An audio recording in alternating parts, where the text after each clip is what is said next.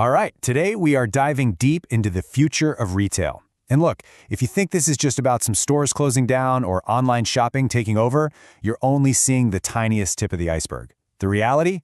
It's a high-stakes gauntlet that every single brand now has to run and survive.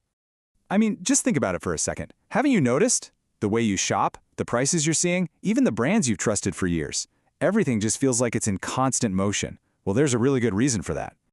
You see, the changes we're all feeling go way deeper than some simple battle between physical stores and websites. That's really just the surface of a much, much bigger transformation that's happening right underneath our feet. So, to really get what's going on, we're going to frame this whole thing as the retail gauntlet. It's this series of massive back-to-back challenges that every company, whether they're a giant or a small boutique, has to navigate to stay in the game. Let's enter the arena. First up, before we even get to the challenges, we have to understand the sheer scale of this arena. The global retail market is it's absolutely massive, and getting a handle on its size is totally key to understanding the stakes here. So let's get on the same page. When we say retail, what are we really talking about? Well, it's the final step in the chain. It's the business of selling goods directly to us, the public. And this isn't some small slice of the economy, folks. It makes up roughly 2/3 of all economic activity in the United States. It's a huge deal. And if you want to put a number on it, just get a load of this. This right here, that's Walmart's revenue over just the last 12 months. We're talking nearly $700 billion. That one number alone just shows you the incredible, mind-boggling scale of the biggest players in this arena. But here's what's really fascinating. You see this chart?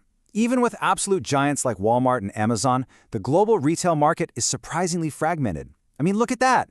The top 10 players combined only account for about 8% of the entire market. That means it's a wide-open field with literally thousands of companies all fighting for your dollar. Okay, so now that the stage is set, it is time to run the gauntlet. Every single one of those companies we just talked about is now facing 3 huge challenges that are fundamentally reshaping the entire industry as we know it. And here they are, the big 3. First, you've got intense economic pressure hitting all of us. Second, this powerful new mandate for sustainability. And third, a wave of digital disruption that is just getting faster and faster. Let's break them down, one by one. Okay, challenge number 1, economic pressure. You felt it, I felt it. Persistently high inflation has forced us all to change how we spend our money. And it's creating this weird split in the market. Shoppers are either trading up for premium brands they think are worth the splurge, or they're trading way down for value. And all those brands stuck in the middle, they are getting squeezed hard. And this chart, wow, it just lays that split out perfectly. Take a look at the same-store sales data. You can see premium brands like Ralph Lauren are seeing really healthy, consistent growth. But then you look at mass market retailers like Target, and they've been struggling. It is a crystal clear signal of that consumer divide. And believe me, this pressure isn't just about what's in your grocery cart. It hits the big-ticket items too. As this executive from Home Depot pointed out on an earnings call, all this uncertainty around things like mortgage rates has a direct impact on whether people feel confident enough to go out and spend on a big home renovation. That hesitation, it sends ripples through the entire economy. Now for the second major challenge, the sustainability mandate. The bottom line is, in 2025, being environmentally and ethically responsible is not a choice, it's a requirement. Consumers demand it, investors demand it, and now regulators are demanding it too. And this is not a simple fix. Just look at this term, Scope 3 emissions. We're not just talking about the electricity used to light up a store. No, we are talking about the emissions from a company's entire value chain, from growing the cotton for a t-shirt to you driving it home. For a lot of retailers, this makes up over 70% of their total carbon footprint, and now they're on the hook to account for all of it. And finally, we hit the third challenge, digital disruption. I know e-commerce isn't new, but the pace of change is accelerating like crazy. You've got AI that knows what you want before you do, live stream shopping events, promises of hyperfast delivery.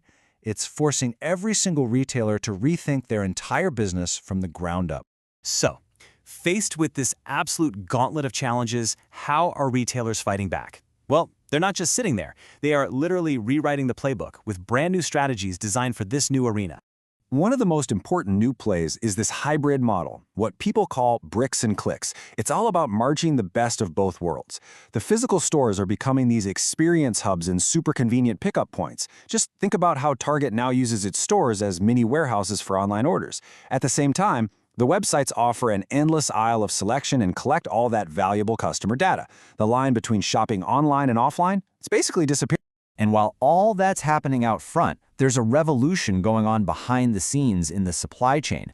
To meet that sustainability mandate, retailers are rebuilding everything. We're talking about detailed carbon accounting for every single product, partnering with other companies to create a circular economy where goods get reused, and doing tough audits to make sure labor practices are ethical.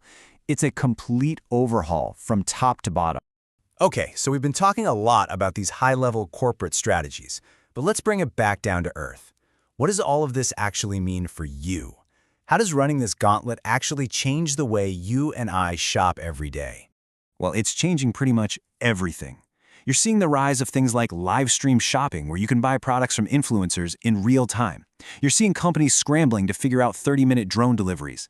And when you actually go into a store, you're using apps with augmented reality to see how that new couch might look in your living room. This is the playbook in action.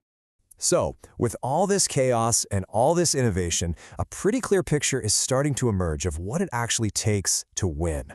Let's look at the traits that define the companies who are actually navigating this gauntlet successfully. So who's really pulling ahead in this incredibly complex race? It's not just about being the biggest anymore, or even the cheapest. The winners today are defined by a completely new set of skills. The winners of 2025 and beyond, they share these 5 traits. They have a true omni-channel presence, where their physical and digital worlds are one and the same. They've built supply chains that are both sustainable and transparent. They use data to make literally every decision. They are obsessed with making the customer experience totally seamless. And maybe, most important of all, they're agile enough to adapt to whatever comes next, because in this gauntlet, there's always something coming next. And all of that brings us to the final question. And this one is for you. As you, the consumer, navigate this brand new landscape, what do you prioritize? Is it the speed of delivery, the ethics of the company, the experience you get in the store, or is it still just about the lowest price? Your answer is what will ultimately decide who wins the future of retail.